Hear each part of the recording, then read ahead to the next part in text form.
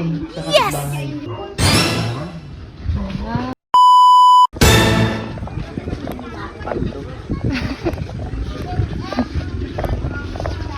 Paldo. Saan mo nakuha yan? Doon, sa kapitbahay. Sinuli ko yung ano.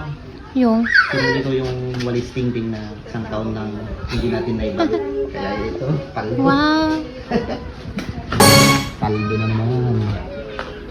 Anong meron doon, di? Ha? Anong meron doon? Ano, pakain yun. Basta naisuli ko na yung ano. Basta naisuli ko na yung walis tingting na isang taon natin hinilang. Kaya meron tayong ganito. Paldo na naman. Oh my God!